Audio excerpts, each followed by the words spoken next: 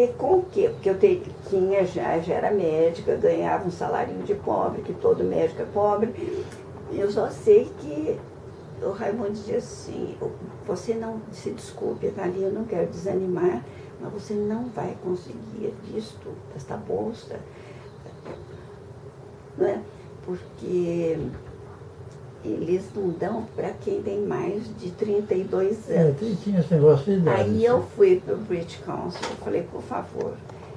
Aí disseram, a senhora você preenche o que você pretende. Eu pretendo passar... Não era uma japonesa Hirolia?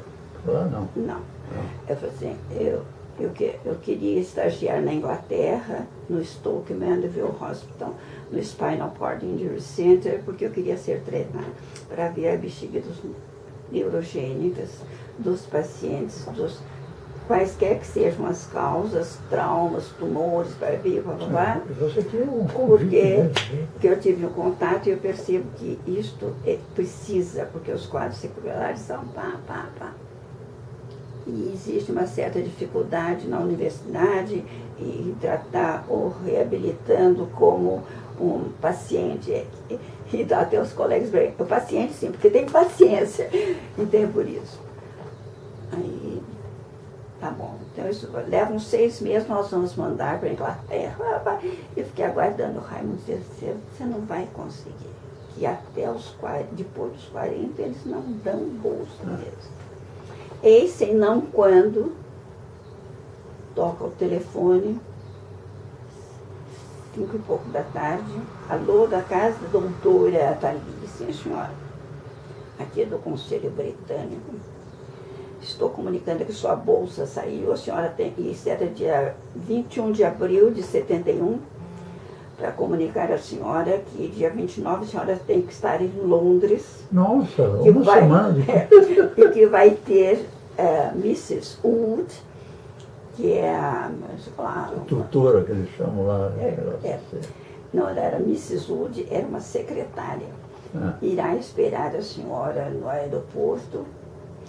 Nós garantimos a senhora a estada, tem cama e comida, e vai também ter uma pensão. Nós daremos à senhora, acho que era $1.000.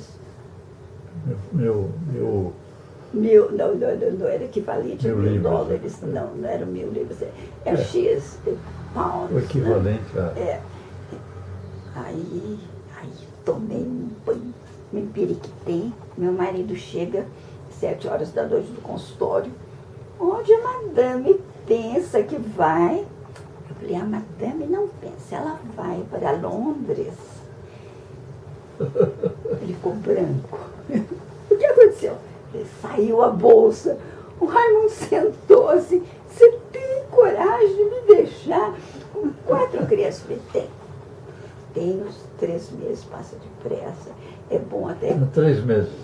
Não, porque eles disseram que eu podia escolher 3 meses, aí eles dariam uma bolsa, estada, 6 meses, não, para encurtar a conversa, se eu ficasse 1 ano, eles dariam tudo. Como eu só queria 3, mas era uma coisa especial, assim, que não tinha, acho que nunca ninguém tinha estagiado lá para isso. Então eles me deram uma regalia e ainda me deram os dinheirinhos. O Raimundo ficou apavorado.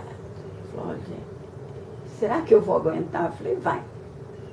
Você foi, vai embora. Você ficou 1 ano na Alemanha, 1 ano, mas ele era noivo, né?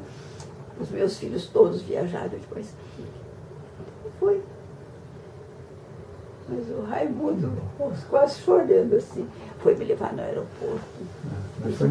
Foi importante. Então eu fui, chegou em Londres, eu estava no aeroporto com uma cara de tonta assim. Chega lá, fui, por favor, eu sou a Thalia. Aí eu vi uma fulana, a senhora que é a doutora que veio, estava me esperando no aeroporto, me levaram lá para o Stoke. Já me levaram lá para a residência dos médicos.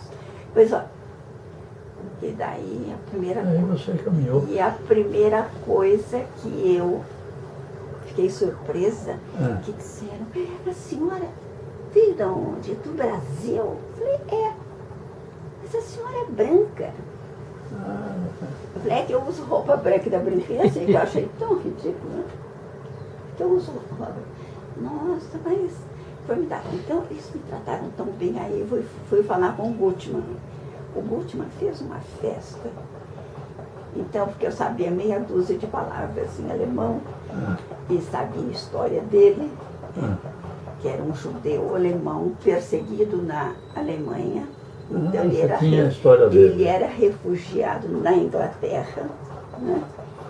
Então, ele fez Dr. Castro. Na Alemanha, eu era inimigo de guerra. Fugi aqui para a Inglaterra. A Inglaterra ele era judeu, que o alemão não gostava de judeu. Quando fugi para a Inglaterra, na época, a Inglaterra era inimiga da Alemanha. Quer dizer, eu sempre andei em países que estavam... Então, eu sofri muito. Então, ele me tratou assim como uma coisa, foi muito bonzinho, muito meu amigo. Entende? Me deu todas as oportunidades, falou assim, olha...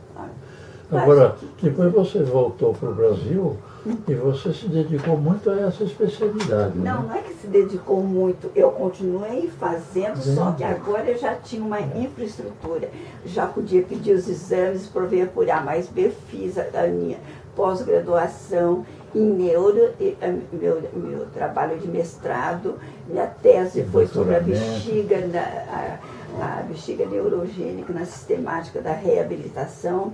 Tanto é que eles deram assim, o Canelas, que estava presidindo a banca, ele botou assim, conceito, 10, eu vi agora o que eu tinha pedido para fazer meu currículo, com distinção, né?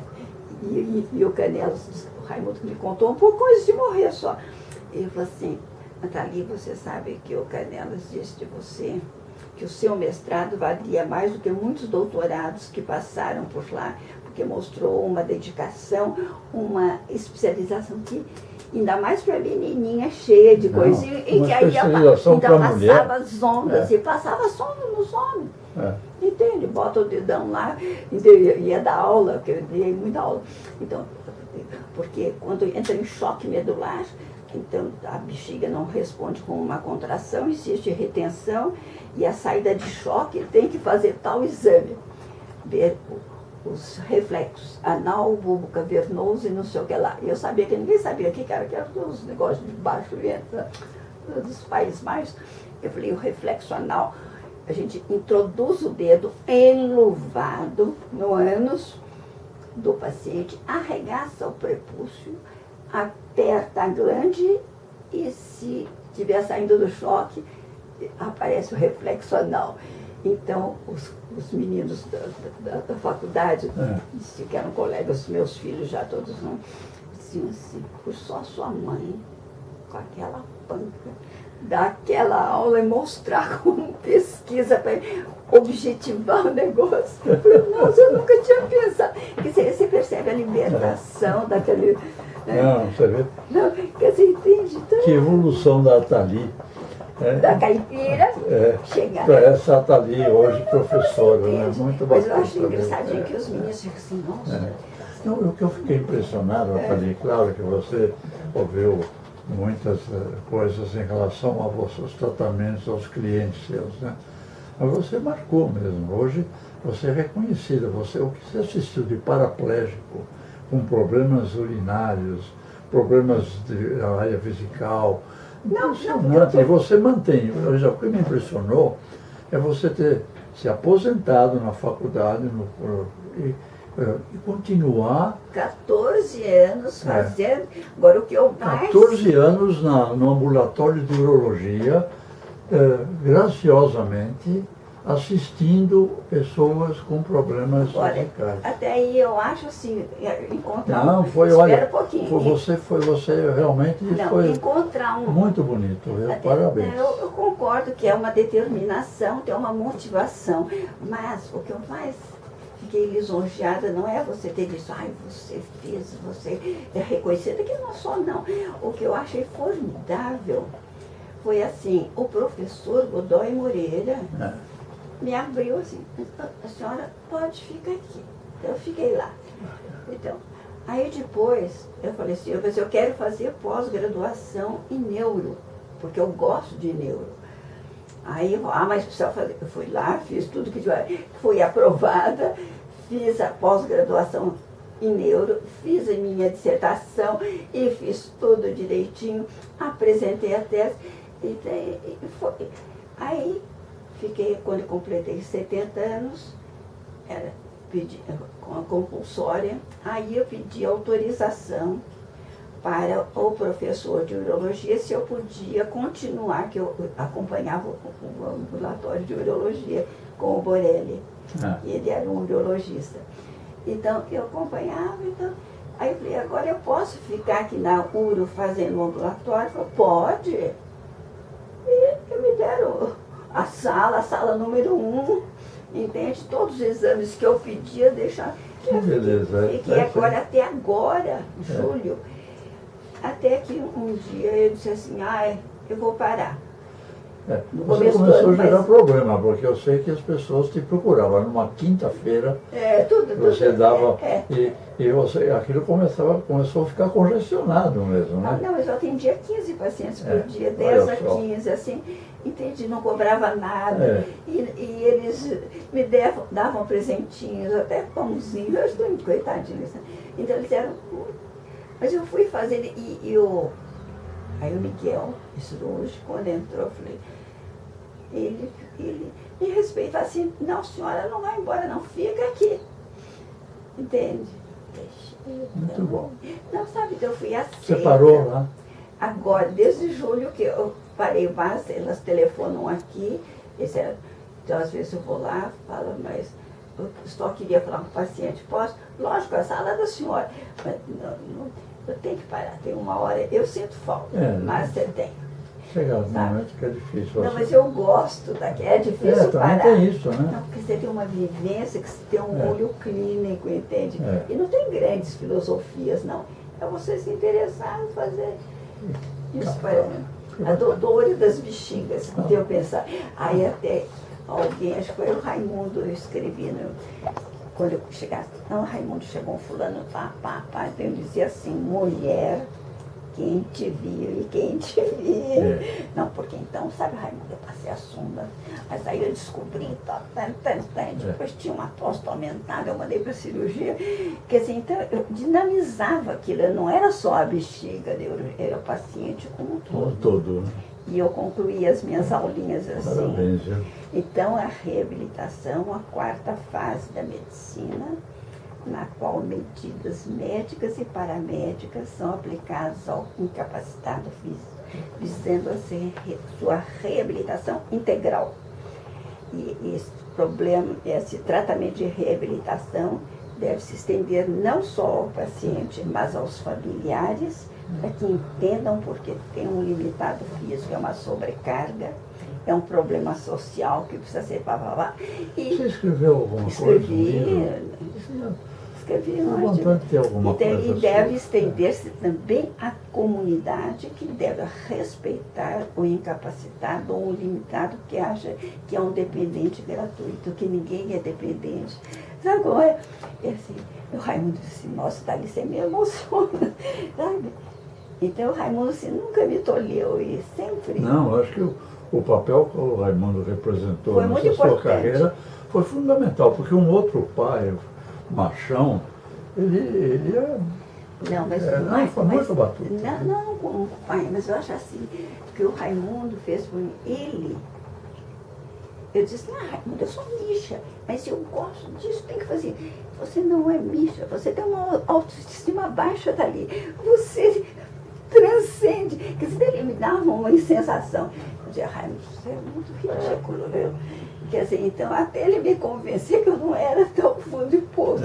Quer dizer, então devia ser uma insegurança enorme, né? E ele deve ter te levantado. Acho que eu até fiquei lá em cima de Salto Alto agora, o dia que quebrar a perna foi ele, viu? Isso tudo, Thalia, eu estou querendo ver, na verdade, gravado. E a ideia é que você... Mas vai simplificar. É uma memória, pode dar uma acertadinha, mas nós vamos oferecer, porque os colegas estão colocando, para o acervo do museu da faculdade. Para essa sua história ficar marcando, se você concordar. Entendeu?